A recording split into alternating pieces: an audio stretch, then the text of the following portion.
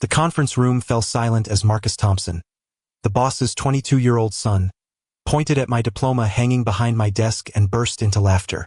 What he said next would ignite a fire in me that would burn for the next 5 years, ultimately leading to the most satisfying moment of my career. But this story begins much earlier, with a young girl who dreamed of something better while watching her parents work multiple jobs just to keep food on the table.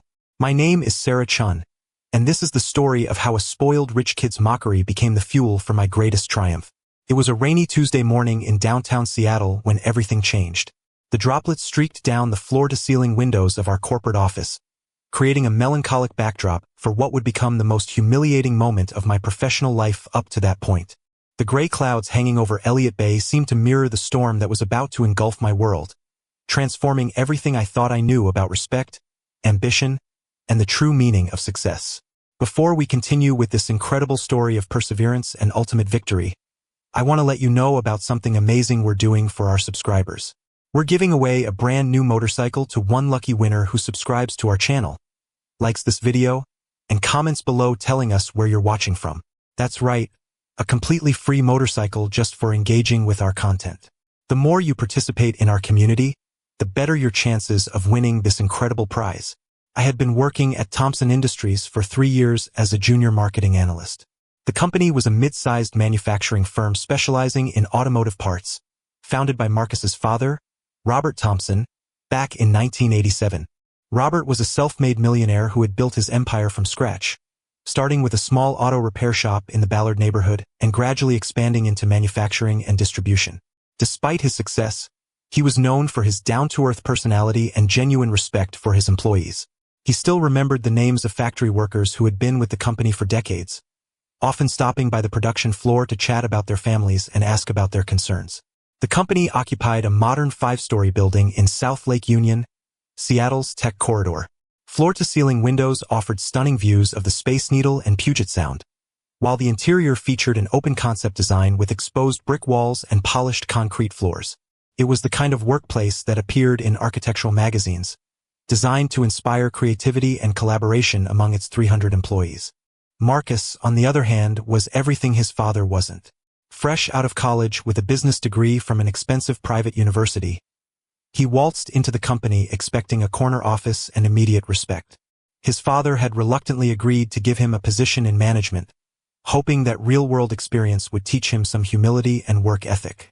Marcus drove a red BMW convertible that he parked in the executive reserve space, despite having no executive responsibilities, and he made sure everyone knew about his expensive lifestyle.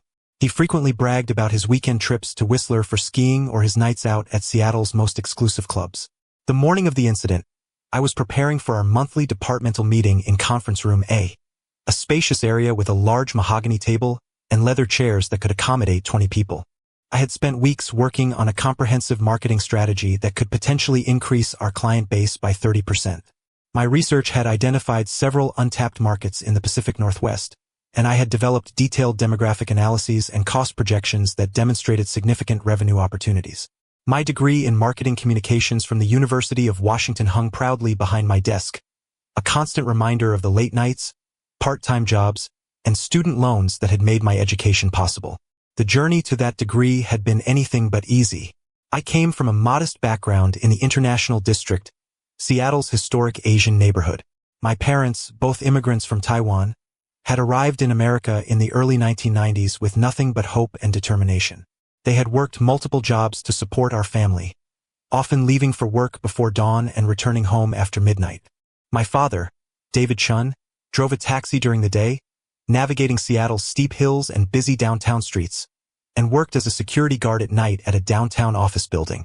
The taxi company provided him with an old Crown Victoria that constantly needed repairs, and I remember many evenings when he would come home with grease under his fingernails from fixing yet another mechanical problem.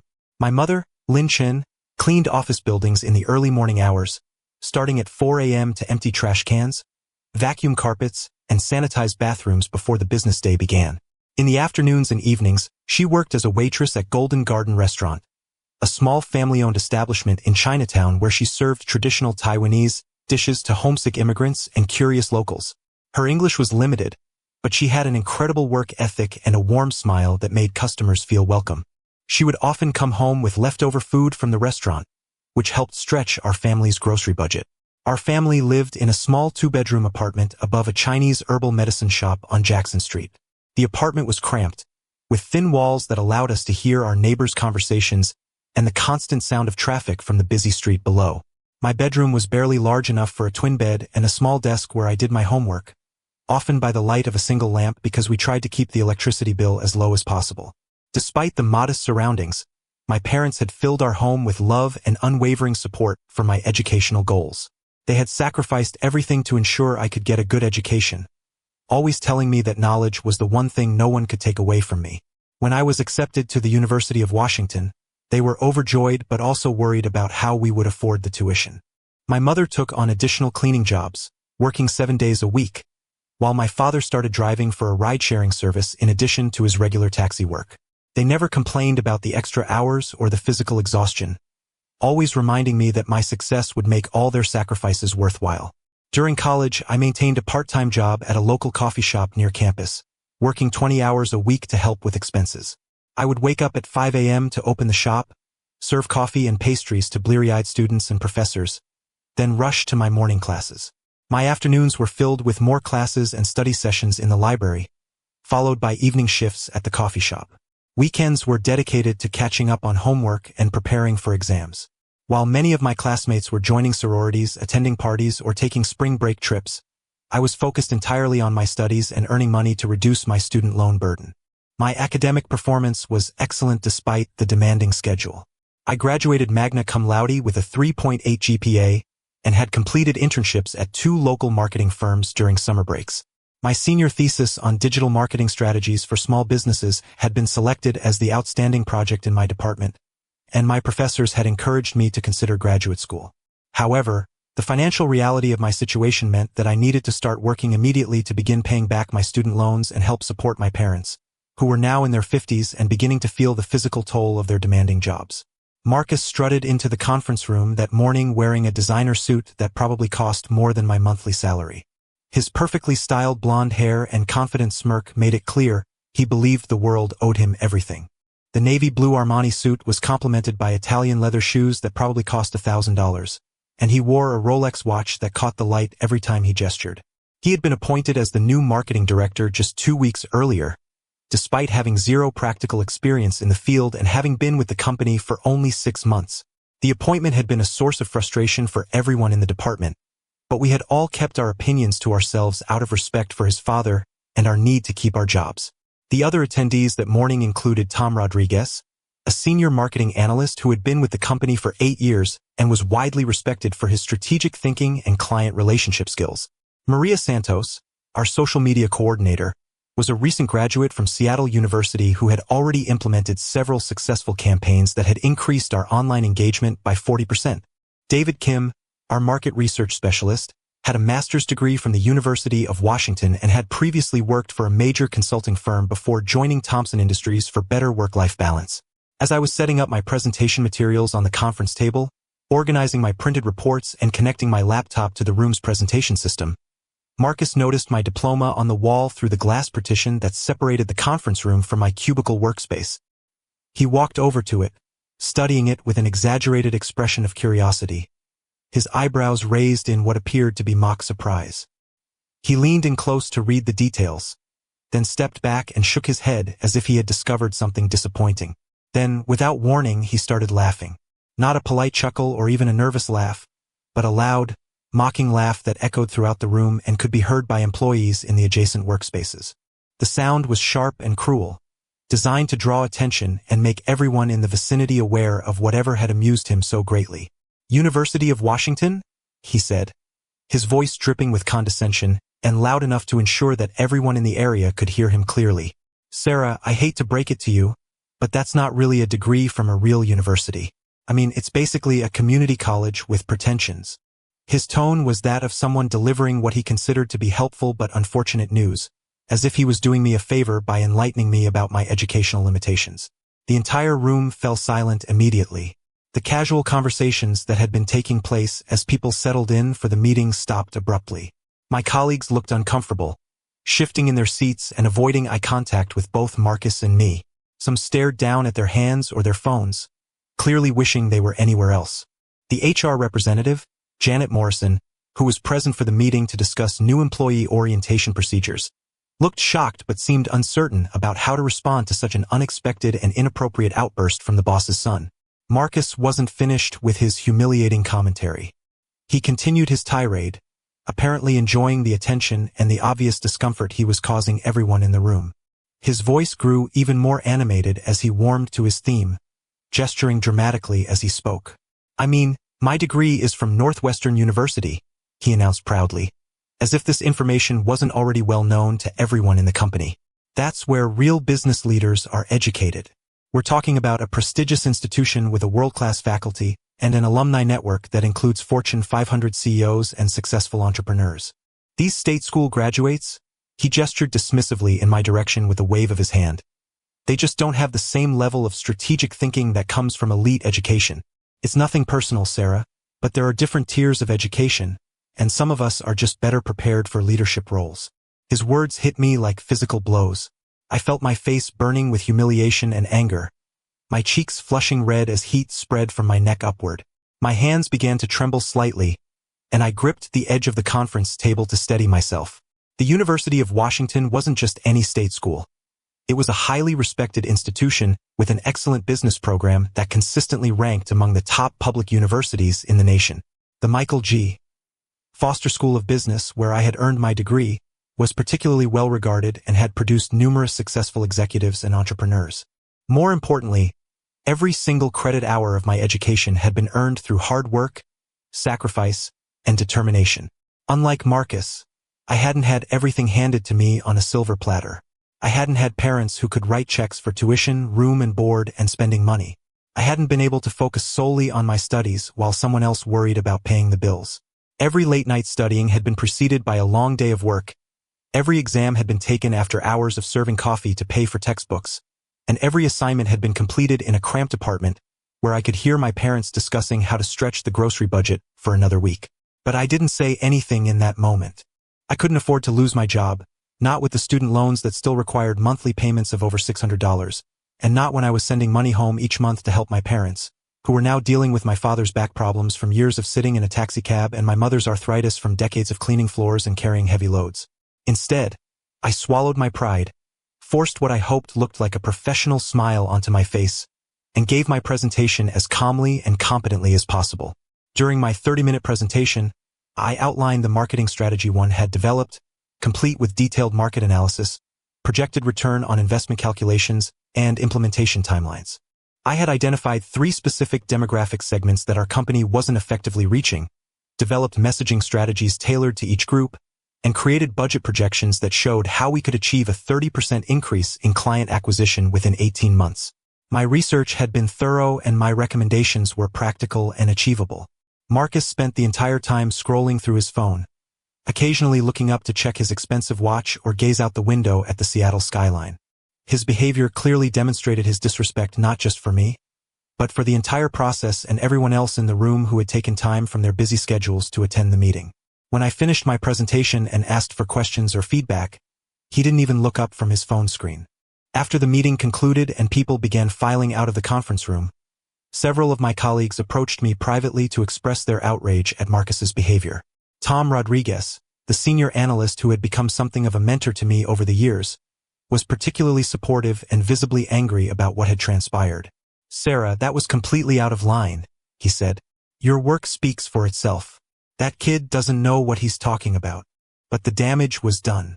Word of the incident spread throughout the office, and I could feel people's pitying glances wherever I went.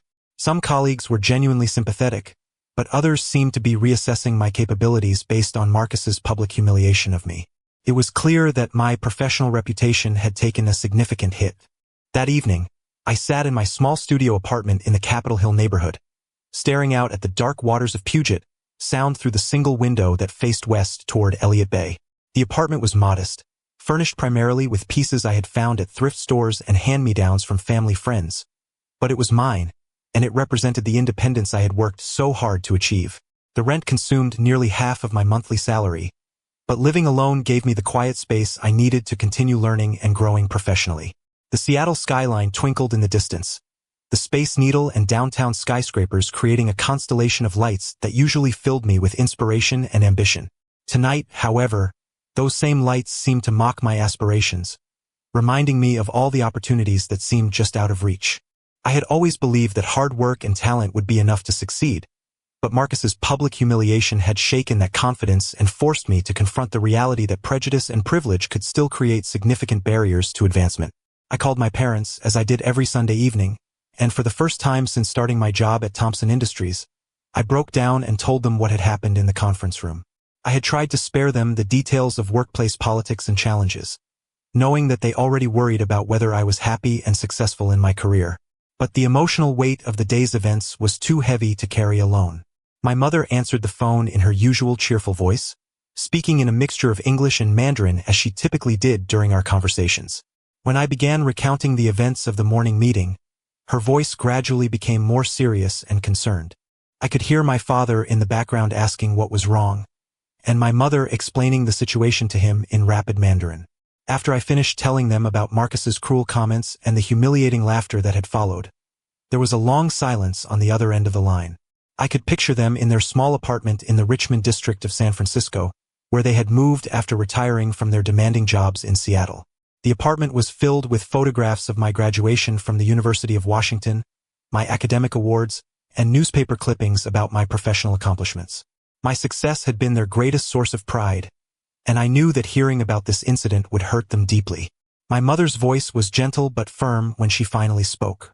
"Sarah," she said in her accented English, "remember why we came to America, not for easy life but for opportunity. This boy, he has everything given to him. Money, connections, fancy education that his parents buy for him.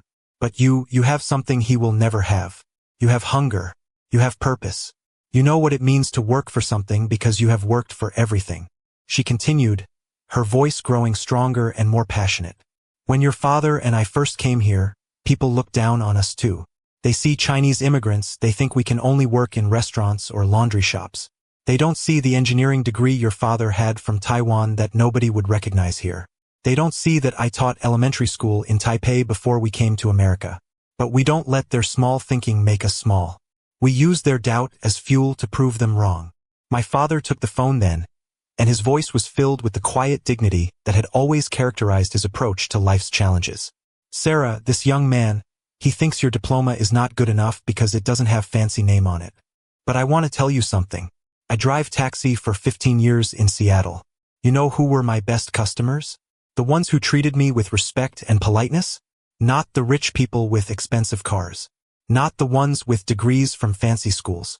The best people, the ones who became successful in life, they were the ones who remembered that every person has dignity, no matter what job they do or where they come from." His words resonated with me in a way that I hadn't expected, cutting through the shame and anger to reach something deeper and more fundamental.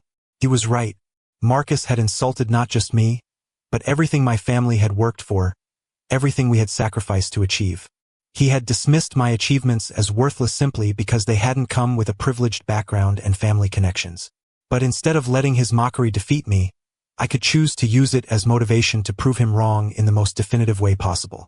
My mother spoke again, and I could hear the steel in her voice that had carried her through decades of difficult, low-paying work without ever losing her dignity or her dreams for a better future. "Sarah, you use this anger, make it into power. Don't let this spoiled boy define who you are or what you can become. Show him what real strength looks like.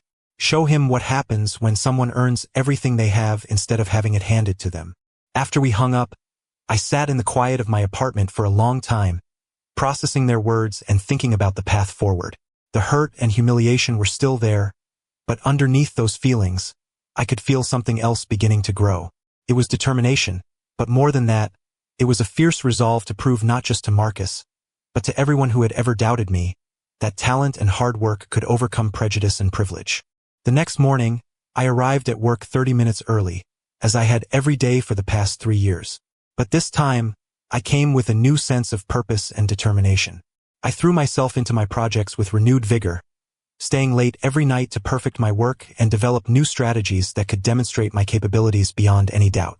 I began taking evening classes at the University of Washington's continuing education program to expand my skill set, learning about digital marketing analytics, emerging technologies in the marketing field, and advanced data analysis techniques.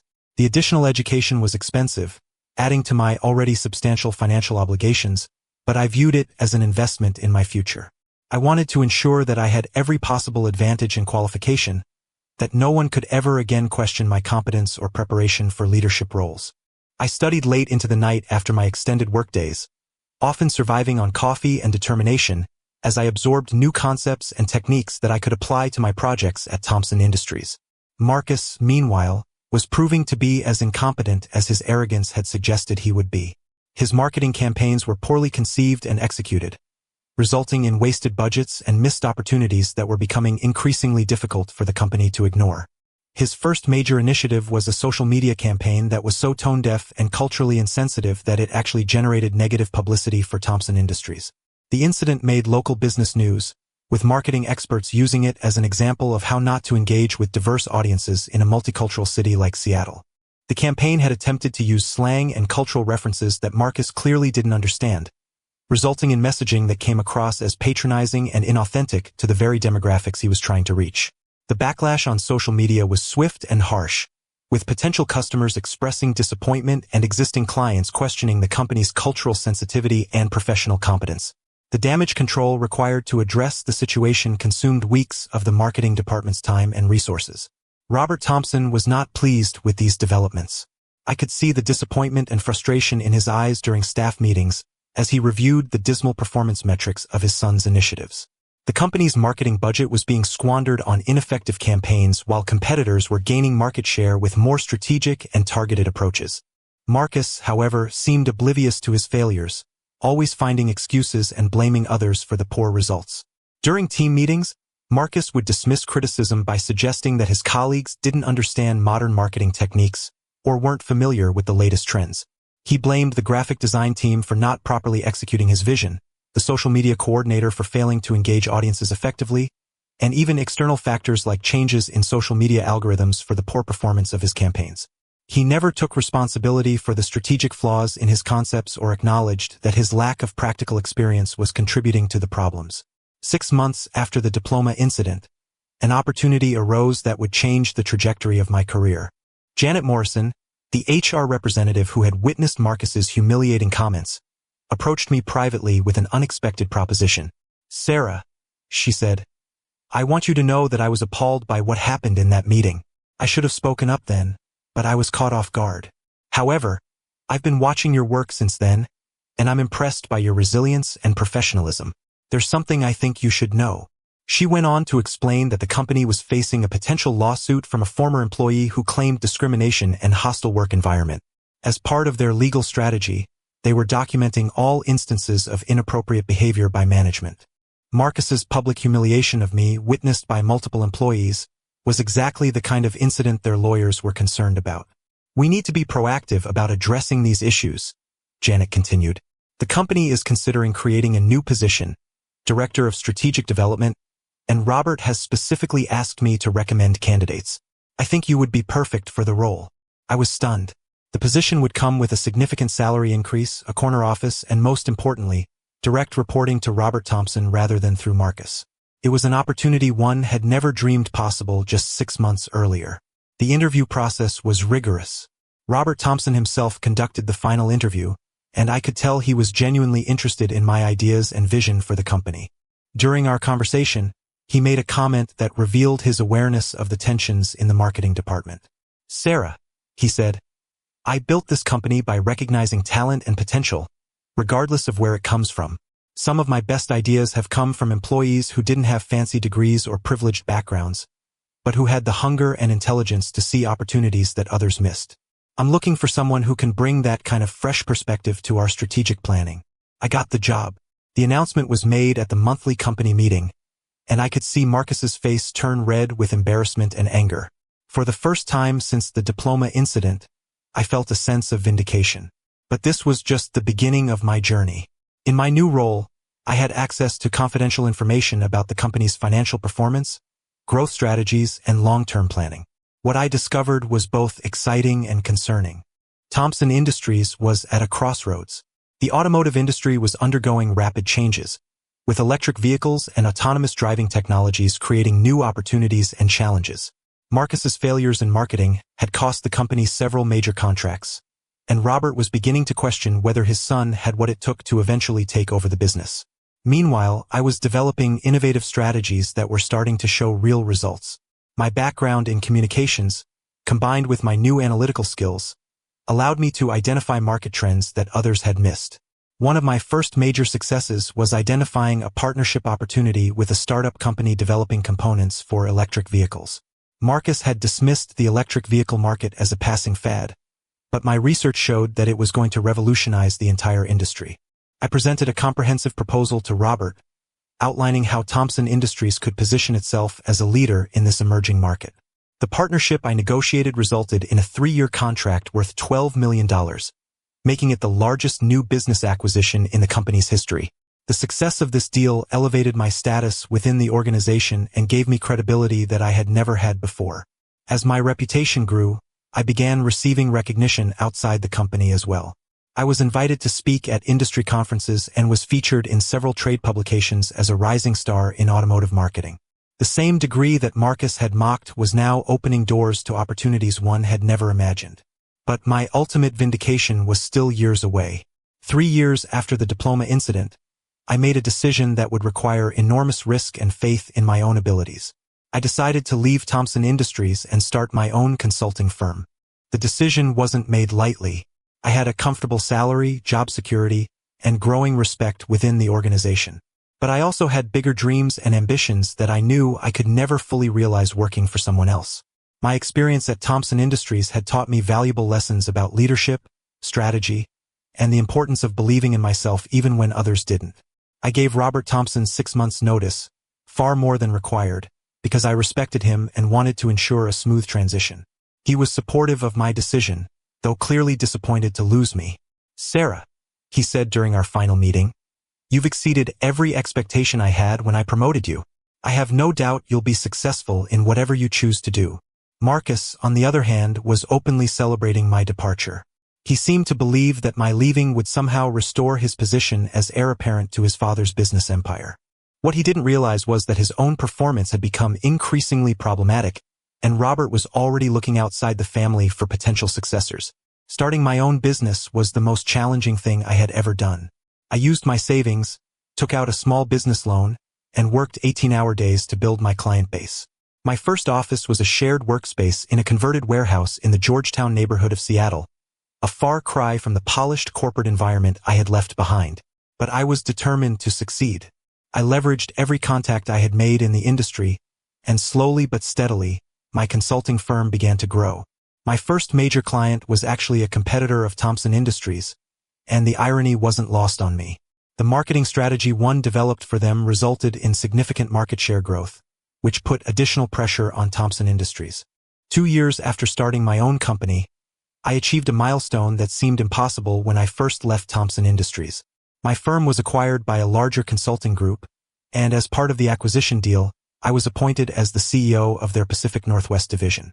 At 32 years old, I was now running a multi-million-dollar operation with offices in Seattle, Portland, and Vancouver. The transformation was remarkable. The same person who had been publicly humiliated for her state school degree was now featured on the cover of Pacific Business Monthly as Executive of the Year. The article detailed my rise from junior analyst to CEO, highlighting the innovative strategies and leadership philosophy that had driven my success. But the most satisfying moment was still to come. 5 years after Marcus had mocked my diploma, I received an unexpected phone call from Northwestern University, his alma mater. They were inviting me to be the keynote speaker at their upcoming graduation ceremony, recognizing my achievements as an entrepreneur and business leader. The irony was perfect. I would be speaking at the very institution that Marcus had used to diminish my credentials, addressing graduates who were about to enter the professional world with their expensive degrees and high expectations. But more importantly, I would be sharing a message about perseverance, determination, and the importance of proving yourself through actions rather than credentials. I accepted the invitation immediately.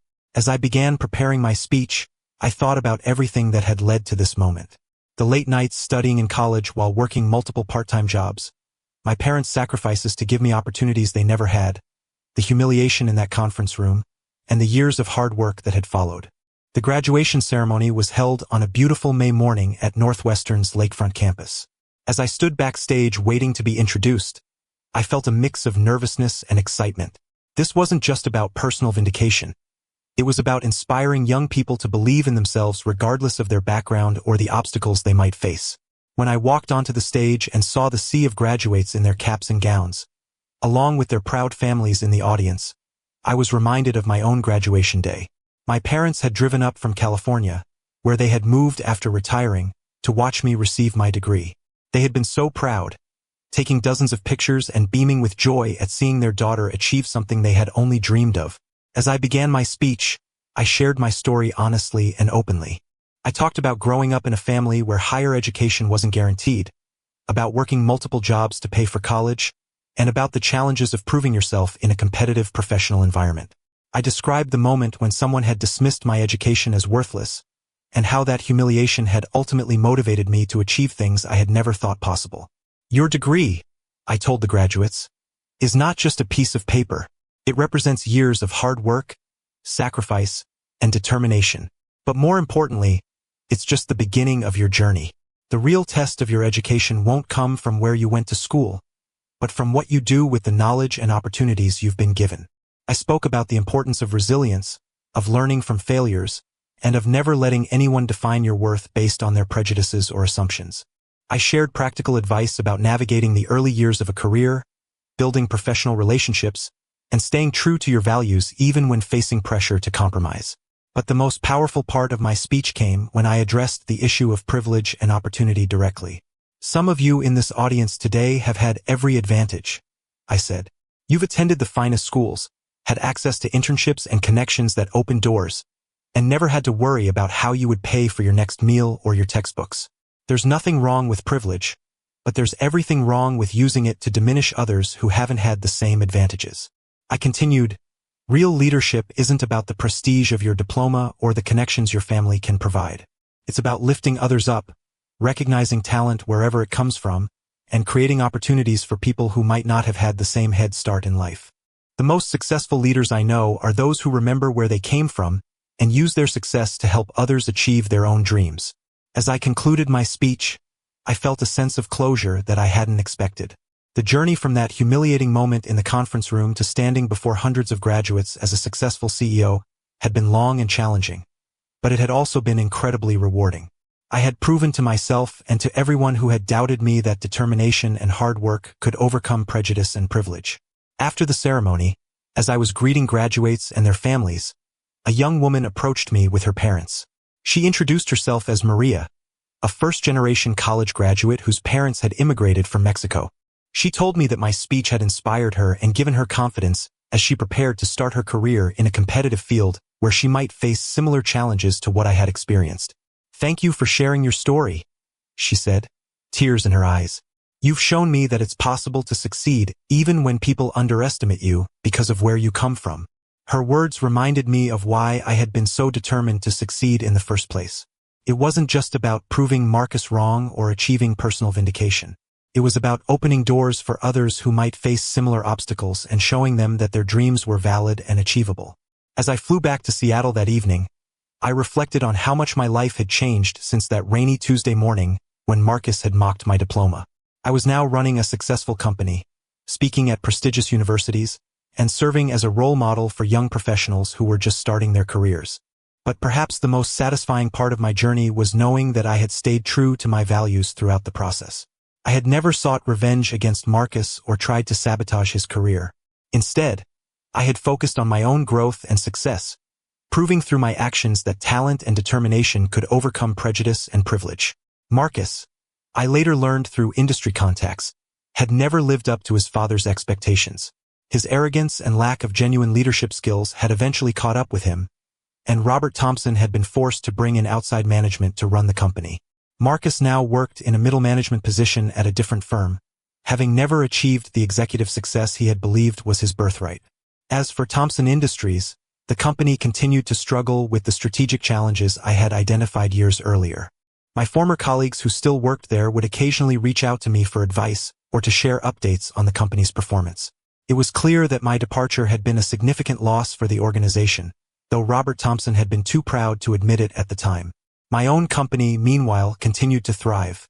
We had expanded to include offices in San Francisco and Los Angeles, and our client base included some of the most innovative companies in the technology and automotive industries. The strategies we developed were helping to shape the future of transportation and mobility, exactly the kind of forward-thinking work I had always wanted to do. More importantly, I had built a company culture that valued talent and potential over credentials and connections. Half of our senior management team consisted of people who, like me, had come from modest backgrounds and had proven themselves through hard work and intelligence rather than privilege. We actively recruited from a diverse range of universities and backgrounds, always looking for people with the hunger and determination to excel. The lesson I learned from my experience with Marcus and Thompson Industries was that success is not about where you start in life, but about how you respond to the challenges and obstacles you encounter along the way. The humiliation I felt in that conference room could have destroyed my confidence and derailed my career. Instead, I chose to use it as fuel for my ambition and motivation for my success. Today, when I speak to young professionals who are facing similar challenges, I always emphasize that their worth is not determined by other people's opinions or prejudices. The most important validation comes from your own achievements and the positive impact you have on the world around you. The diploma that Marcus had mocked still hangs in my office today, though now it's surrounded by other awards and recognition I've received over the years. But it remains the one I'm most proud of, because it represents not just my education, but my family's sacrifices and my own determination to succeed despite the odds. Looking back, I'm actually grateful for Marcus's cruel comments that day. Without that humiliation and anger to motivate me, I might never have pushed myself to achieve everything I've accomplished since then. His mockery became the catalyst for my transformation from a junior analyst with big dreams to a CEO with the power to make those dreams reality. Sometimes the greatest gifts come disguised as our worst moments. That conference room humiliation was certainly one of the worst moments of my professional life, but it ultimately led to the best outcomes I could have imagined. It taught me that success is not about avoiding failure or criticism, but about how you choose to respond when those inevitable challenges arise. The young woman I am today would tell that humiliated junior analyst sitting in the conference room that this moment of pain would become the foundation for everything great that was about to come. Sometimes you have to be broken down completely before you can build yourself back up into the person you were always meant to become.